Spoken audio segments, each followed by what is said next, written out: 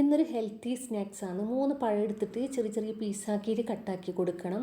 ഒരു 3 ആണി വെല്ലം എടുത്തിട്ട് മെൽട്ടാക്കി എടുത്തിട്ട് അരിച്ചെടുക്കണം. അല്ലെങ്കിൽ അതിൽ ചെറിയ ചെറിയ മണ്ണിൻ്റെ തെരിപ്പുണ്ടാവും.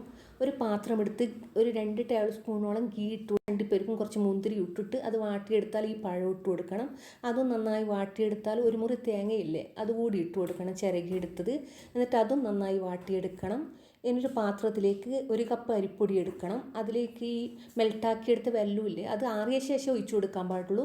അതും ഒഴിച്ചു കൊടുത്തിട്ട് കുറേശ്ശെ വെള്ളം ഒഴിച്ചു കൊടുക്കണം. 1 ടീസ്പൂൺ ഏലക്കായ പൊടിച്ചത് ഇട്ട് കൊടുത്തിട്ട് ഈ പഴം വാട്ടിയ മിക്സില്ലേ അതുകൂടി ഇട്ട് കൊടുക്കണം. മൊത്തത്തിലങ്ങ് ഒരു പാത്രത്തിലേക്ക് ഒഴിച്ചു കൊടുക്കാം.